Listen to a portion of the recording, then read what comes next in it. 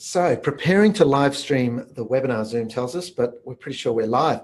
I'm here today with Jason Croston of SRJWW Wayland, who just happened to be up in our neck of the woods on the Sunshine Coast. For those of you who are Paradox members, our last members only webinar, we talked about what SRJWW Wayland, Brisbane-based firm, are doing with their use of Workplace by Facebook. And in that webinar, we also spoke with Rebecca White of Consolidate about their use of Slack. And that was all about collaboration tools that are available in these new modern workplaces that we're all in, where not everyone's always together and there's communication that's synchronous all in one place, but increasingly there's asynchronous communication where messaging and video and all sorts of things come into play.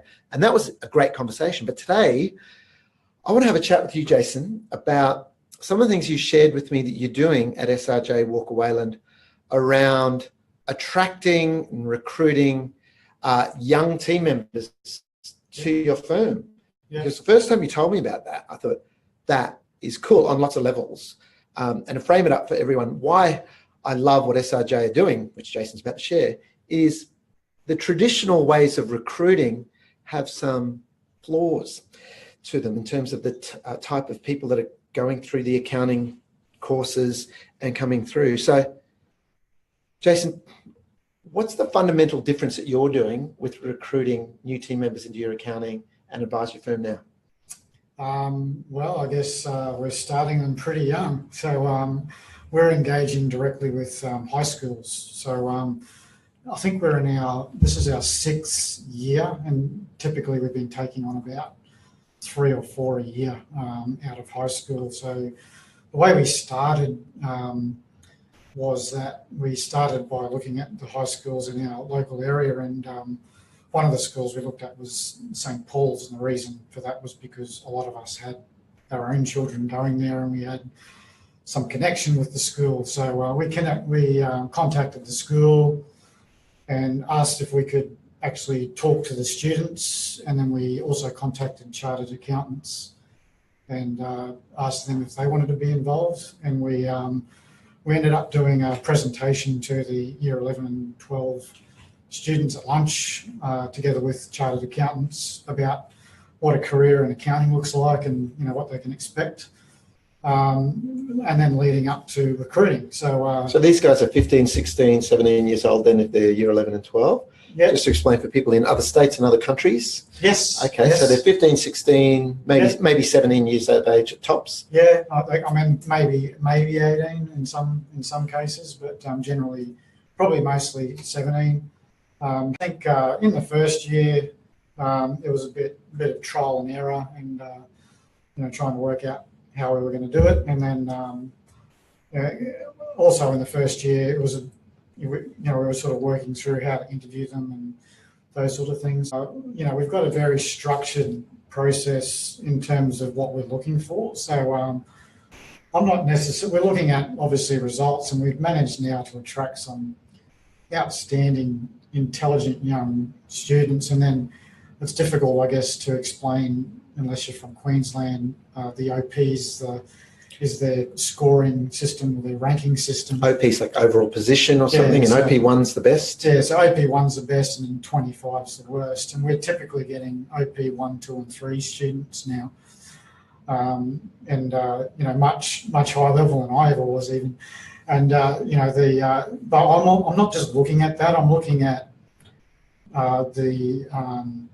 their involvement in sport, team sports, what sort of part-time jobs they've had and how they've actually managed their time across all of those things. So are they an outstanding performer at school, but, did they sacrifice their entire social life and do nothing else? Or do they have a job where they've actually had to be on the coalface in dealing with customers? Mm-hmm. So I've actually found, you look at the traditional sort of, part-time jobs that kids have, like McDonald's or Coles or Woolworths supermarket type jobs, and those kids who've been dealing with that ones, but at the same time have managed to be successful in their schooling are typically really good for us. So so that's one thing I've been looking at. So one of the things I love about what you're doing here, Jason, is that from my experience going through school with accounting, the accounting subjects they were dry. It was pretty much bookkeeping, preparation of financial statements, which is clearly important, but that's a very myopic view of what an accountant and advisor actually does. Yes. So you're able to open their eyes to what it's like to be in an advisory role. How do you sell it to them? Like, what are the benefits that you see resonating with young people out there? Yeah, and this is an interesting thing because I think actually some of the feedback that we've had, actually the son of one of my fellow directors, who actually does now work for us, in fact, but he initially didn't apply because he didn't think that he wanted a career in accounting because he had that stereotypical view of what an accountant was. And I think initially we weren't selling what it was really about. It wasn't about number crunching, and it was about changing people's lives and growing business and exactly. getting involved in that sort of thing. One of the things that we're still developing this, but one of the things that I'm interested in doing through our Mindshop network, they've got a program called the Mindshop Excellence Program. And what that is basically a specific program designed for school kids. Cool. where they actually go through using Mindshop tools on an actual business and solve a problem for a business. Great. Because that's essentially, and then when I'm talking to the students, I'm saying that's what we are. We're problem solvers. We're not, I'm not here to punch out tax returns or punch out financial statements. I'm here to solve problems for clients. So I want to do that so practically they can see what that means and I guess the tools and processes that can be done to do that. So that's making it concrete learning, case study based, not just abstract theories and formulas. It's real world. So I'm looking to. You need to partner with an actual business. I'm looking to partner with one of my, not-for-profit charity clients in the local area, and with one of the schools in our local area to do that program, which is typically targeted at grade 10, 11 sort of students, maybe 8. And I think that's one way. I think I also make sure that I dispel some myths that they might. One of the things that always concerns me is the younger age group and maybe millennials in general are sold the line about you're going to change your job every 2 years, and I'll make it very clear to them that that's not true. And I think you may change your path and your direction, but my point to them is that if you're changing your job every 2 years, me as an employer, I don't see any value in that, and I don't see how I can invest in someone who has a history of changing every 2 years. Yeah, exactly. Being in a growing, dynamic accounting firm gives them an opportunity to perhaps change their direction here and there. And I'm a perfect example of that. I'm in my 20th year in my firm, and I would say that I've had 8 different career changes of significance in the type of work I'm doing, whether it was business services, advisory, tax, audit, being involved as a manager, going through that level, and now being a director or managing director. There's been all different changes. And amongst that, you can also be involved even in things like HR or IT or whatever. There's so many different career paths in the accounting firm. So it's more to do with how do you find your way amongst all of that. And the accounting profession really has an image perception challenge in that the professional bodies, even, some of their slogans over the years it's always about numbers. The old Chartered Accountants one in Australia, number one in numbers. Yeah. And in my upcoming book that I'm releasing this year called Shift, chapter 1 is called The Numbers Paradox. Every chapter is a particular paradox. And the guts of that is that accounting doesn't actually revolve around numbers. Clearly, that's an important part of it, but it revolves around people. Absolutely. And the accounting profession as a whole keeps focusing on the number crunching. They won't fulfill their potential as an advisory profession.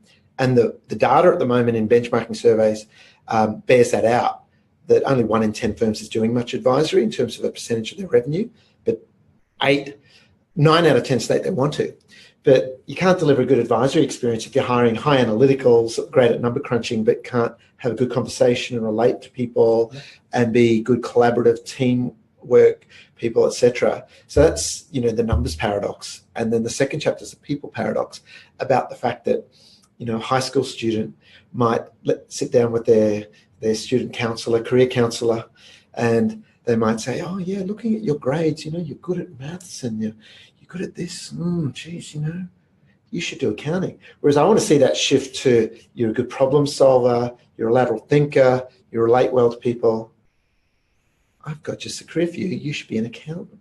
Yes. So I want to fundamentally help shift that perception that it's advisory in nature, which is about relationships and achieving things and solving things, because the calculation side of things, increasingly lower levels of it, can be automated or at least semi-automated. Yeah, I think we recognise we need both types of people. And I guess in a lot of ways we're in a transition where at the moment we are actually recruiting a lot of even high school students who have done accounting at school. But, we've questioned whether that is what we should be looking at, and whether we should be looking more broadly at do they even need to do accounting? In fact, I didn't do accounting at school myself. So they take a very long time to teach basics that you guys could probably accelerate and teach them quicker anyway. And we're also, I guess, to a large extent, I see the traditional education path as necessary, but in a lot of ways irrelevant to what we need. So you need to have your Bachelor of Business majoring in accountancy, and you need your chartered accountant and your CPA still these days at the moment. Whether that is the case in 5 or 10 years' time, I don't know. And I'd like to see, I don't know if I say like to see, but I'll be interested to see how it plays out in the future.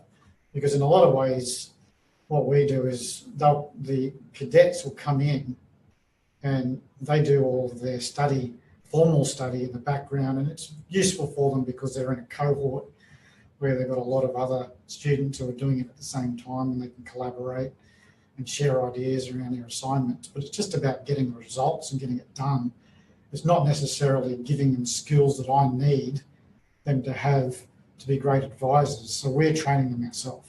Yeah. And we've got our own training programs through Mindshop or other forums where they're learning skills about, as you said, how to have a great conversation with a client. How do you actually have a conversation with the client with a blank sheet of paper, not a checklist, and get a result? And that's what I want to see.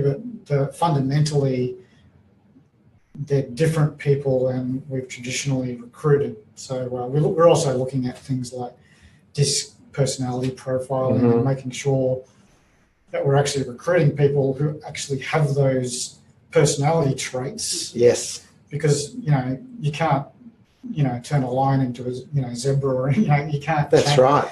We all have natural traits and tendencies, You can, and we've sort of recognised that at the moment. We're in a transition where we've got people who have been around for a long time in our firm who are great sort of analytic accountants who we're trying to ask to be advisors, but it's not their natural state, and they will be able to do it in short bursts, but to actually sustain that over a long period of time will suck at their energy systems. And yes, it's off their natural profile. They're not in their natural state. So so we're very much looking at, where do people sit? Are they analysts or are they advisors? Yeah, wonderful. And that's a long-term thing, but we're starting at the ground by recruiting, these 17, 18-year-olds and then growing them. Yeah, you're mentoring them, guiding them, shaping them. And I'll come back to that profiling side of things because that's crucial. But we were talking a little earlier, Jason, about the fact that the old way that you used to recruit was, okay, you're looking for going through the graduates, etc., and there you're competing head-to-head with large, top tier, second tier firms, etc. And one of the fundamental tenets of strategy is you don't compete head on. You outflank, you come at different angles. So here you're basically sidestepping that whole hyper competitive scenario that probably would tend to attract based on grades and things and not the whole person anyway, depending how they do it. So you're playing your own game for recruitment here. We realise that the marketing machine that they've got, we can't compete with. And also once, your 21, 22-year-olds are also ready to take on that sort of city. They want to be in the mix, in the big lights, and having a drink after work in the city and all that sort of stuff. And one of our advantages, we realised, at times is a disadvantage, is our location, but in this case it's an advantage because... So for people who don't know, suburban, sort of on the north side of Brisbane. Yeah, so we're like 20, 25 minutes north of Brisbane City and, in that Moreton Bay region.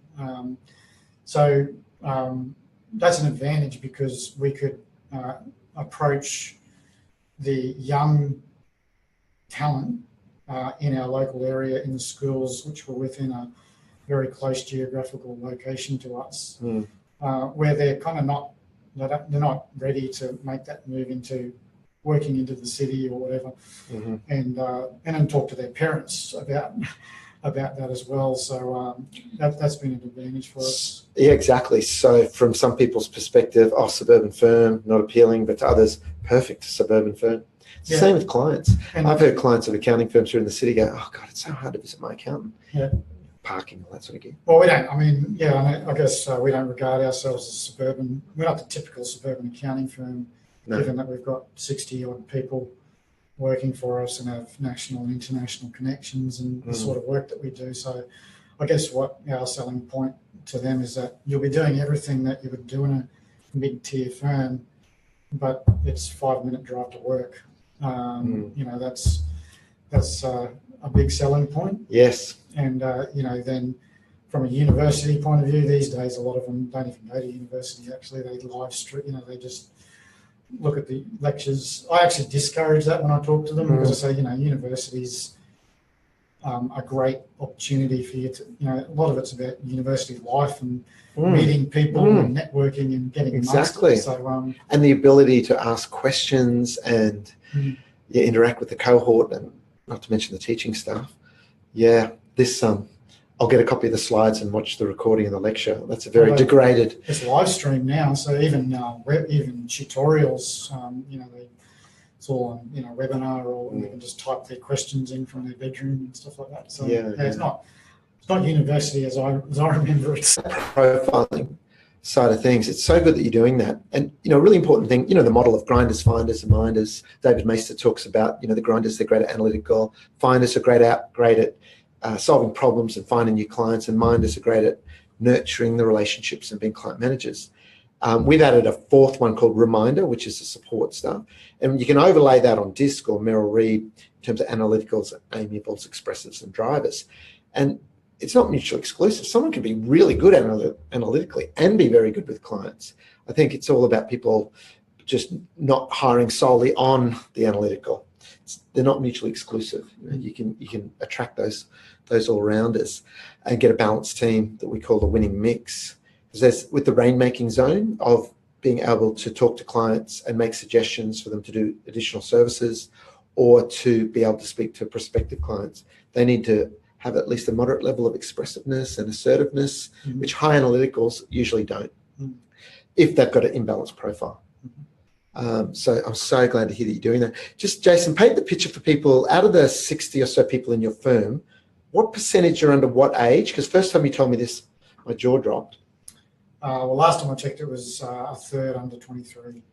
So a third of your firm, so roughly 20, are under the age of 23, which augurs well for the future in terms of you've got this base, you're guiding them in the way that you want things done.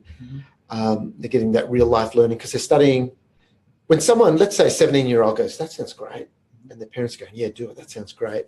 How does it unfold? What does the cadetship that your firm offers look like? Yeah, okay. So what they do is they work 4 days, 4 days a week and 1 day available for study. And effectively we treat that 1 day as a floating day because university schedules are difficult to manage. So they sort of... It's 1 day equivalent. Yeah, so it might be, Monday, this semester and then Wednesday, or it might be a half day here and a half day there or whatever. we're quite flexible around that. They get some study leave for exam preparation, that sort of thing. When they first start, we realise that a young 17-year-old is probably unlikely to have any corporate kind of clothing. We're fairly casual anyway, but I guess professional clothing. So we give them a upfront. I don't know exactly what the number is, but we give them some money up front so they can go out and buy some clothes. We pay like a monthly textbook kind of whatever resource allowance, and we actually now pay for everyone, but we pay for a like a mobile phone allowance. So because increasingly, well now, mobiles, apps, and that sort of thing is used. So we use technology allowance. We pay for that. So that they get a clothing amount upfront to go and get kitted up. Yeah. They get a technology allowance around mobile, etc. They get flexibility around their study. There was one other thing that you mentioned there. The textbook and textbooks, etc. So it's a pretty good wicket for them. So they're studying part-time and they're working in the profession, in the industry.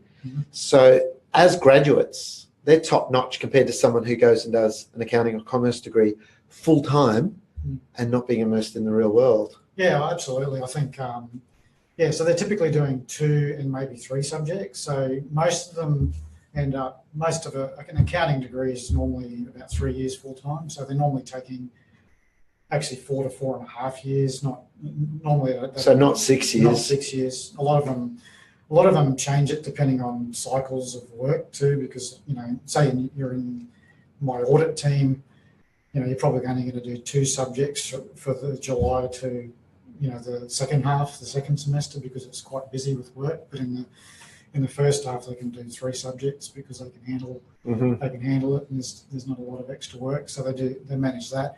Not a lot do summer subjects because of the way the funding works through uni, and they have to pay for the university fees up front and all that sort of stuff. Oh, on the summer semester. Yeah. Okay, interesting. So there's that. So and then they sort of roll straight into the CA program or the CPA. I mean, we're a CA firm, but do you mind which way they go? I don't care, really. I don't really mind which way they go. As I said before, it's kind of irrelevant in a lot of ways, but I don't really mind. But what that means is that unless they don't work, and they don't ever work, because 17-year-olds don't all know what they want to do, and some it just doesn't suit. So, one of the first ones we employed lasted for about a year, and then he said, well, this isn't for me. He ended up getting a position as an internal accountant for our local council, and still works there. So he's that's what suited him. He found his spot, and I'm entirely comfortable with that.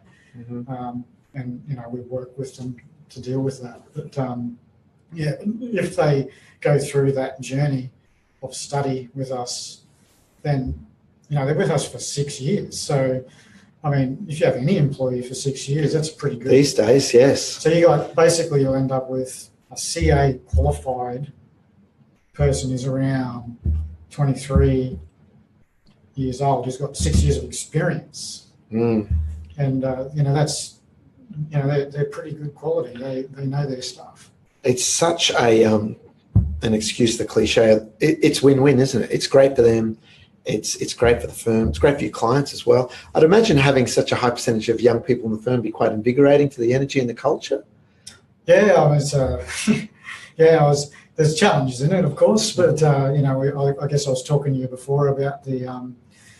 Obviously, every second person has earbuds in and all that sort of stuff, and they're listening to music that I don't understand. And earbuds are the new do not disturb, aren't they? Yeah, well, a lot of them have it. So, I don't know. That's just how they seem to work. We do have some challenges. I guess some of the challenges that we've initially had was just around, I guess, some of our older, especially manager group, understanding how to actually manage those sort of people. So we had a challenge with them being, them on their phones and all that sort of stuff. So I remember one of our managers getting really frustrated because the younger guys were always on their phone tapping away and all that sort of It's interesting. And these days, there's a good chance that's work. It might not be. Yeah, that's right. So I guess my first question to them was, well, are they doing their job? Yep, no problem. Yeah, they're hitting their managed by objective. If they're achieving the results, give them that flexibility. So in this day of like remote working and all that sort of stuff, so well, if they were working at home, how would you know that they're using? No, that's right. At the end of the day, I think that you just have to treat them like individuals and have proper conversations with them, just like anyone else. As an honest conversation, taking your time to explain why it doesn't fit into our culture and our values. And that's... How do you see this unfolding in terms of, what do you think, out of every 10 cadetships, what sort of tenure and retention do you see over, say, 5, 10 years or so? What's your gut tell you, and what are the results so far? Yeah, well, I mean, the biggest, I guess the biggest challenges that we've got is grass is greener syndrome. So, they do get to that age, they've got great skills, they're probably getting tapped on the shoulder by recruiters. They're going, and I don't think we're silly enough to realise that that wouldn't be the case. So it's up to us to continue our value proposition for them and provide them with exciting projects and challenging opportunities to be part of, and really look after them. I think I actually had a conversation about this with another practitioner who's getting towards retirement, and he was basically looking to sell out. And they've done a lot of outsourcing, and I sort of said, well, where's your succession? And he had held the view that millennials don't want to buy into accounting firms, which is a common view, but my view is that that's my problem to sell them the investment. So if you're a young person investing in an accounting business, which is what ours is the same as investing in any other business, and I need to sell it to them. And, whether that's selling it in terms of them writing a check and becoming an investor, or selling it in terms of investing their career into me, it's the same thing. I need to sell it to them, and that's my challenge. We'll definitely lose a couple here and there, and we have. I lost someone after a few years to a mid-tier accounting firm and audit. Wanted to try that, and I need to continue to deal with that. But whilst we've got a continuing pool, I think now we've got relationships with about 20 schools in our local area, and that's increasing. Wow. And it's actually one of the interesting things about it as well is it's actually free advertising, because we're actually advertising to the parents, and who are, some of these schools are quite good, have businesses themselves, and they're seeing our brand in the newsletter. And so all the parents are seeing SRJ Walker Wayland on a frequent basis. Yeah, and some quite well-established and good quality schools. So there's dual benefits of the whole thing as well, which I think it's interesting for us. And one last comment before you hit the road. That view of, as opposed to millennials don't want to buy in, etc., which is pretty much putting influence over the outcome out of your own hands if you've got that view, versus your view of controlling the controllables and just saying, well, that's my challenge, that's my problem, to sell them on the value. I think for me, that's the take-home message here overall, is don't wait for the accounting professional bodies to do a great job of marketing the accounting profession, because you'll be waiting a very long time. Do what you can do in your own sphere of influence to attract people and reframe, re-educate to the young people coming through. I was about to swear. Very cool. Having a beer, you can swear. It's a freaking cool profession, accounting, when it's done on the advisory end of the spectrum, isn't it? There's a lot of fun to be had. There's a lot of satisfaction to be had. But I think firms, as you're doing at SRJ Walker Wayland, Jason, is just take control of the reins and push your own barrow and get that message out there yourself. Yeah, well, I mean, as you say, cool. I think, my day job as an auditor, and people bag the crap out of auditors all the time. And a lot of people say you don't seem like an auditor at all, but I actually really like doing audit work. So, and I actually think it's cool. So, you know, I think the accounting profession as a whole has done a really poor job at selling itself. And, you know, I think we do great things and we change people's lives. And whether I'm in audit or I'm in advisory, and, you know, I think a better job needs to be done as a whole. Well, thanks for taking out time today, Jason, and really appreciate you setting aside the time and, you know, sharing very generously of what is quite a strong strategic advantage for your firm to do that. So I think it's wonderful for you to share that with everyone. So no problem. Thank you. Thank you, Jason. Cheers. And bye, everyone. I'll see you for another spot of beer storming next week. Bye for now.